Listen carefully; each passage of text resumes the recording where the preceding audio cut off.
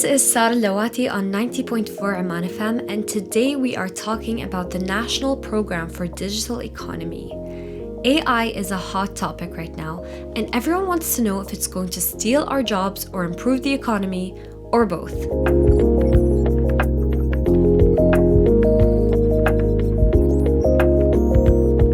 To demystify artificial intelligence and understand what Oman is doing on the AI and digital economy front, we have here with us in the studio Dr. Nasser Al Fannah.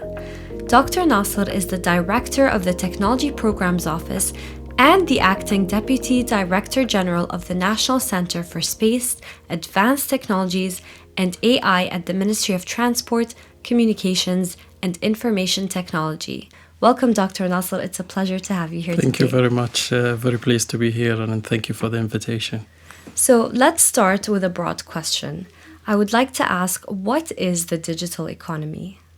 Okay, just to simplify it and let's say in a nutshell, the digital economy is economy in general, but if you use technologies, then it becomes digital technology. So if you buy something physically, you go to a shop, that's part of the traditional, what we call traditional economy. But if you did it from home, you did it online, then it becomes part of the digital economy. So whenever and this is just one example, of course, whenever you do this by using technology, whether it's buying or selling or services, then it becomes encompassed in this concept of digital economy. And also to demystify maybe a misconception that sometimes happens is digital economy is not supposed to replace the traditional economy, but its contribution and its size gets larger with time for obvious reasons. We're all using technologies now, but the part that is traditional will remain, maybe gets smaller with time, but it remains an important and integral part of the national economy. You did highlight a very interesting part. You said a lot of people think that it's going to replace traditional methods. But before we get to that part, I do want to ask, what is the national program and what are the main components of it? Okay. Oman has the National Program for Digital Economy, which was launched in 2021. And this program has encompassed or is the umbrella of 8 executive programs. These are 8 executive programs. I know I'm here from the Ministry of Transport, Communication, Information Technology, but also to clarify a misconception that sometimes happen is when we have a part to play in this program, but actually we have many partners, including government entities that are working on this. So all credit to all people, all organizations that are working on this program and to its success. The program focuses on 3 pillars, which are people, government, and companies. And all 3 have a role to play for the success of this program.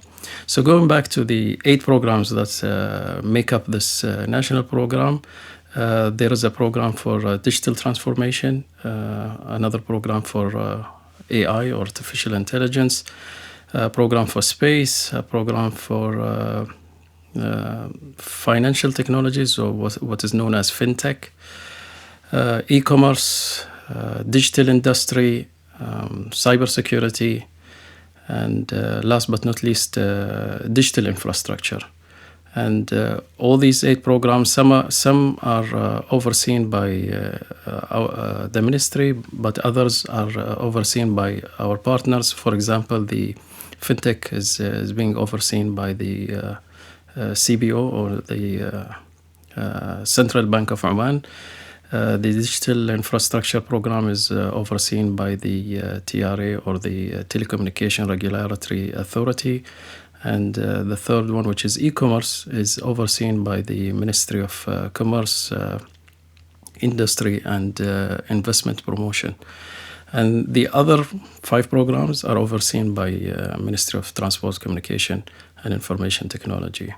So all this mix of programs, each one of them has a set of strategies, a set of goals, KPIs to achieve. And why were these specific 8 programs selected? Okay.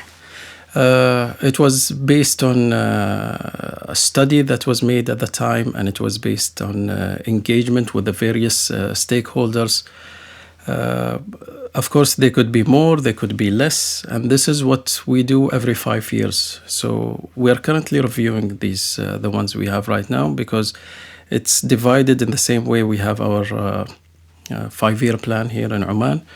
So every 5 years we're reviewing. So we're approaching 25, which is the last year of the current 5-year period, which started from 21 and it ends at the end of 2025. And we started already reviewing, and the high chance of some changes to these programs. Also, there is a good chance of addition of new programs to the ones we have right now. But as they stand right now, they cover pretty much almost everything we need to achieve. And this national programs, the national program itself runs until 2040. So it's basically, we have Oman Vision 2040. This program is the translation of the technology part or the digital part of this vision to give it more specific set of goals and more specific set of KPIs and projects to be achieved. And you mentioned that you do a review every 5 years or so. Yeah. Can you give me specific examples of the developments you have made over the last few years? Yes, sure. What I guess most people don't realize is they see the effects of this program in their daily life. I'll give an example. If you started, for example, using any digital methods of making payments through your phone, for example. Yes, for example. So this is part of the projects that are under this program. Of course, it's directly supervised by the Central Bank of Oman, and with partnership of the banks here, the commercial banks that we have in Oman. So all credit to those. But this is the type of set of objectives and projects that are entailed or part of this program. So, for example, other examples, the network coverage, internet, the 5G, 4G, how good is that? Where does it reach? Does it cover all the areas and so on? So this is also another success of the digital infrastructure program, and so on and so forth. So this is touching daily life, but maybe there isn't the clear association between it and the program, but there is a lot to attribute to this program. And another example, for example, we have a program for digital transformation. So whatever improvements people have noticed in terms of the government services that they seek, and how some of them used to be manual, now they're digitalized, and it became hopefully easier and faster to do. I'm really glad you mentioned that, because now I'm actually reflecting on all of the changes, and obviously a lot of things have happened and things have become so much smoother in Oman, and obviously it has a lot to do with this program. So I'm really glad to see that there are tangible changes happening, and honestly it's a great achievement. I did also want to ask, you did say that there's a lot of collaborations between different entities, and a lot of these projects have to be implemented by the private sector as well. So how do you ensure that there's alignment between the public and the private sectors? Okay, this can only be achieved by engagement, and this is what we're trying to always do. There is always room for improvement, I have to be honest, but engagement is the answer to this question, really. And I'll give examples of what kind of engagements that are going on. As I mentioned earlier, we're approaching the end of the current 5-year plan, which is the end of next year. So, for example, the Ministry of Economy is right now working on the next 5-year plan with focus areas and sectors and projects. And the teams that have been assembled to come up with this plan, of course, they've been divided. So there's a team for the technology projects, there's a team for the things related to energy and so on. But these teams are assembled from people from various places in the country. So there are people from ministries, yes, the government is represented, but also the private sector is highly and strongly represented in these teams. So you'll find people from banks, people from telecom companies, and so on. So they're part of this process that these projects that they'll come up with. It's been an engagement between both the private and government. So this is already going on right now. And touching on a similar example, also it's important to engage the public as well. And we've done a very successful experience just recently. We're about to launch a policy for artificial intelligence here in Oman. And it's going to be published somewhere around the first quarter of next year. But what we did within the past few months is we did a public consultation. So we offered the public a draft of what we were planning on issuing. And we asked for feedback, and we got lots of feedback. And I have to admit, some of this feedback actually made us change our mind about certain things, that there was certain direction, certain articles. And based on that feedback, it's being modified right now. If we haven't done that public consultation, maybe we'd have already had the policy right now.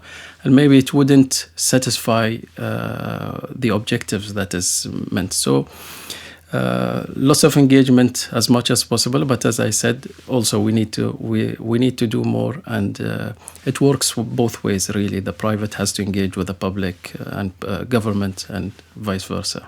It's fantastic that there's a dialogue between the public and the government entities. So that's obviously great to see. I did want to ask, what is that policy? Could you give us some information on it? It's national policy, so to speak. It talks about the ethics of artificial intelligence, some general do's and do nots about artificial intelligence, as maybe we discussed before. This artificial intelligence, or AI, is creating lots of buzz, some positive and some negative. So it's good to address and try to get the best of it without being exposed to the negative effects of it. Okay, I do want to get into more detail about that, since you already touched upon AI. Could you give me more information about the more significant opportunities and concerns that AI will bring to Oman? Okay. There is something that changed around the world, and I'm sure most people have noticed.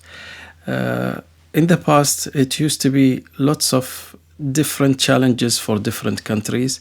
But right now, because we became part of this, global village, the challenges are becoming more and more similar between countries. You can easily see at what happened in one country if they adopt a certain technology, and you can expect by a high level of certainty that it's gonna affect you, whether positively or negatively, in pretty much the same way.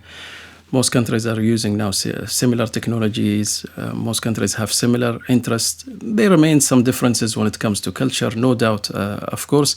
But now similarities are more than the differences. And what we have seen that, yes, artificial intelligence is bringing about lots of potential. And it's no longer the question whether we adopt artificial intelligence or not. It's just how fast and how well. So we have to be fast, but we have to do it also the right way. And when it comes, of course, to the challenges, I'm sure many people have heard about it. That there's concerns about privacy, concerns about taking up the jobs, although this kind of discussion actually happened with the Industrial Revolution back when factories started, and there was similar discussions and fears. Lots of what robotics and computers are doing right now, it used to be done by humans. I mean, even think about normal things which we take for granted, lifts or elevators nowadays. At some point of history, it used to be operated by a person who has to be in that lift or elevator, and he would take people up and down. So the main focus, and to address the the challenges that are brought about from artificial intelligence, is to get from it what we really need, as opposed to just accepting whatever it can offer. So if we have jobs that are repetitive, that are really boring and hideous for most people, then there is no harm really. I think most people say we're happy that there is, a machine that is doing this for us. But at the same time, we have to maintain certain standards. And also this is one of the initiatives that we have in the artificial intelligence program that was launched just recently, a few months back. Just to give it back the history behind this, we used to have a program for artificial intelligence, which was a smaller scale of what we have right now. What happened is His Majesty Sultan Haytham has directed about a year ago that we have a national program. So we raised the bar with this program, and it became a national program. Lots of more projects and more targets have been included. And one of the ones we included right now is there will be work between Ministry of Transport, Communication, and Information Technology and the Ministry of Labor, Ministry of Labor, where we'll agree and set rules to certain jobs. So, for example, we talk a lot about humanization, for example, but there is also now the part of where we have to focus on humanization of jobs. So certain jobs not to be replaced by machines, especially when you're talking about jobs that require that human touch, that requires that human interaction. Also to make sure that there is nothing, we've seen in many countries, for example, right now, the call center has been fully automated. There is not a single human being that you can deal with or seek help from. And we don't see this as a good use of the technology. Of course, if you leave it to the companies, they're leaning towards the thing that is cheaper for them or would reduce their cost. But here comes the role of the government, where it has to step in and set some ground rules of what is allowed and what isn't allowed. And also one of the initiatives of this program is related to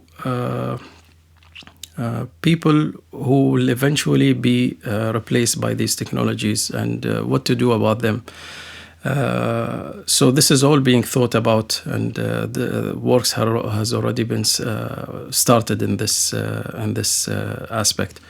And when it comes to advantages or good things that will come about artificial intelligence,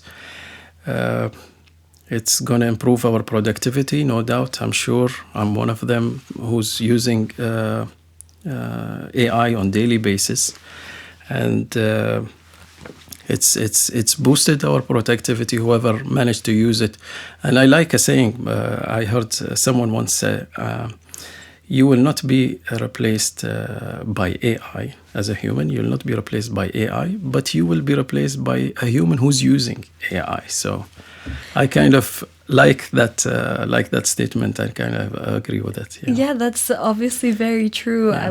We're already starting to see that happening. We're getting so many people even studying prompt engineering just to know how to utilize AI to its fullest extent. But I have to ask, since you mentioned, what are the jobs that you think will be replaced by AI, and what jobs do you think will remain in hands of humans? Okay, I'd rather not answer that question specifically. I mean, we have a list right now, a potential list, but it's all about we predict, because at the end of the day, the market is really regulating itself, and the companies decide whether really I want to keep a human in this job or not. So it's all about forecast or predictions. We're not really sure. But one of the things we try to do right now is we have something called upskilling, and there is reskilling. So if you have a certain level of competency when it comes to technology, one of the things we'll be working on is to up that skill. But also, if the skill you have is part of a job that is highly likely to be replaced, automized or replaced by AI, then we start talking about reskilling. So your skill is perhaps not very useful anymore, and you need a new skill, which some of programs we're offering can help with, into a skill that can be actually in a job that a human is performing, and you can perform well and adopt to that kind of new job or new work. That's really interesting. Is there any other initiatives that you're providing for the workforce to upskill in light of this whole digitalization Yes. program? There's several initiatives by several government entities, including a major one that is, and just not to say the long ministry name, I'll just say MTCIT. So our ministry, MTCIT, has a program that started a while back. It's called McKeen. It has its own website, mckeen.gov.om. And it's mainly, not entirely, but mainly focused for job seekers, so fresh graduates who just graduated. It's trying to address the issue or the complaint that keeps coming every now and then, that the graduates are still not ready to join the workforce or the labor market. And especially when it comes to technology, this problem becomes more obvious because technologies are changing continuously. You're talking about academic programs that run for, 4 or 5 years. They've been designed or prepared even before that, years before that. So you're talking about some lots of that is being taught to them that is already maybe out of date. So this is like a refresher thing that is bringing them up to speed to what's happening. Of course, it has many tracks and many methods of giving this training. All sorts of, even with this, we're experimenting and seeing what works well. So, for example, there are boot camps that run for 6 months, where you're committed from the morning to about 4 or 5 o'clock to be in that place every single day, which is one of our intensive tracks and one of the most successful, to be honest, because it's intensive.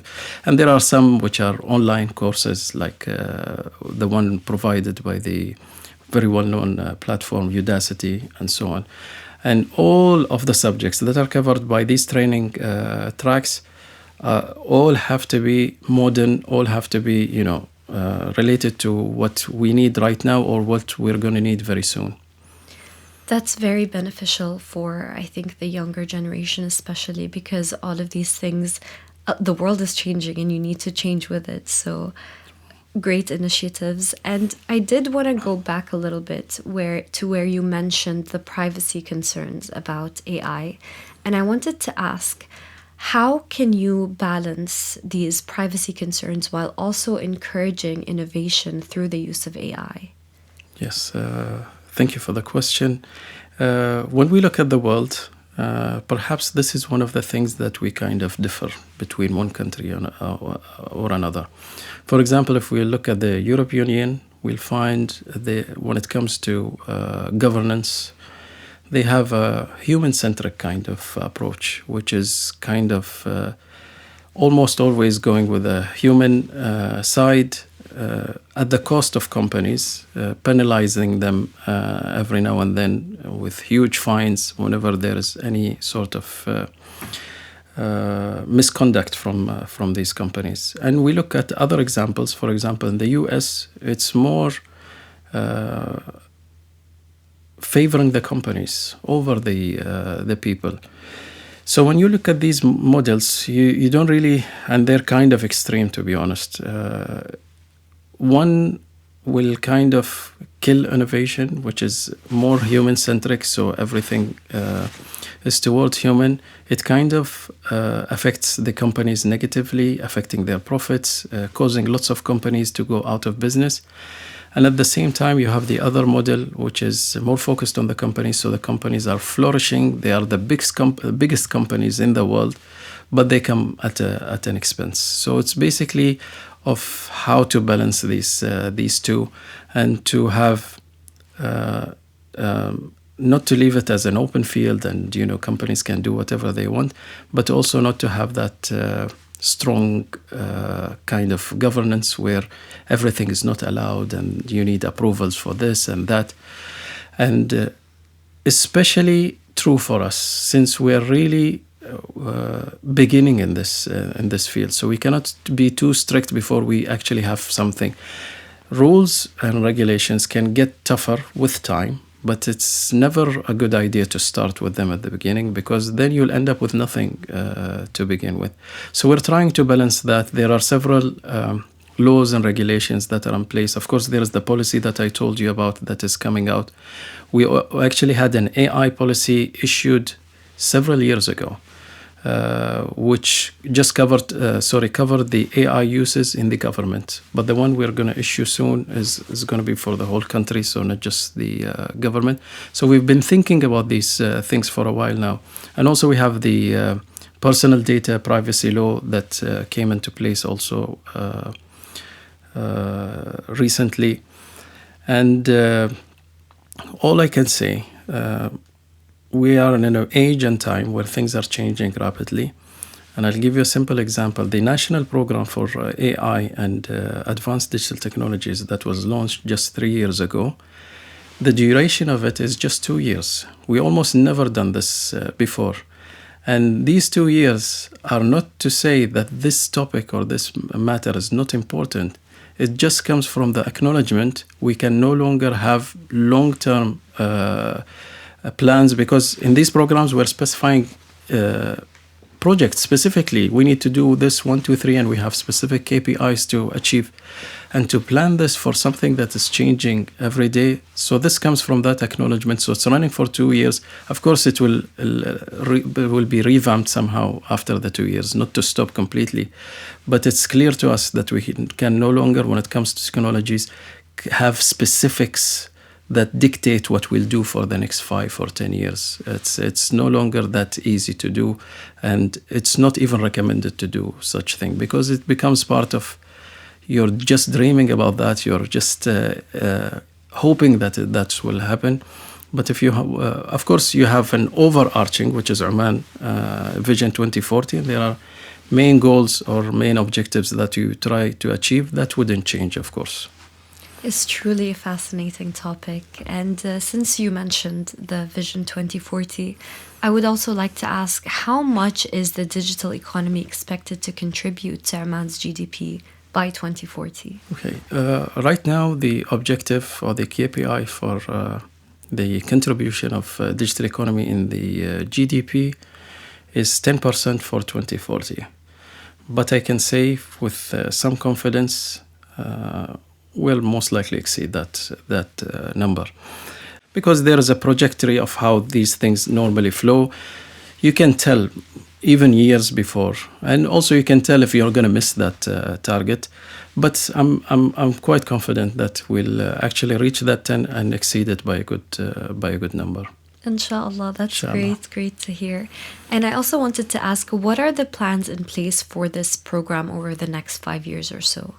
Okay, as we perhaps discussed before, as we're currently approaching the end of the the current 5-year plan, which ends by the end of 25. So basically, we just have 1 year left in the current 5 years, because the program follows the same structure of the 5-year plan. They go hand in hand.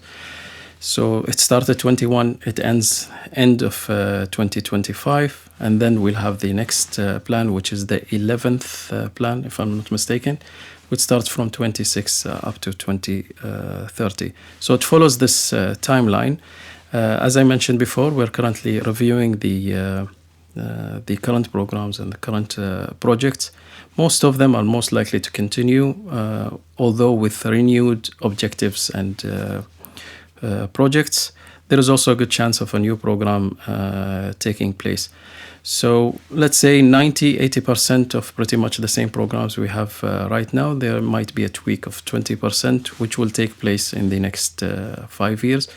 And like what I mentioned before, this 2-year thing for a program, most likely it's going to be more common in the future, especially when it comes, I'm not talking about generally in national programs or national projects, but when it comes to technology and our topic here today, it's becoming clear that it's more important to have shorter, more foreseeable and achievable targets. Great. Before we conclude this interview, would you like to add anything else? Perhaps address the elephant in the room, although I don't want to make it so ominous. Artificial intelligence is something we just have to be careful with. We need to make the best of it, not to be scared of it. As I mentioned earlier, it's no longer about deciding whether to adopt it or not. You need to adopt it if you want to stay up to what's going on in the world and stay to the level of productivity and knowledge. You'll need that help.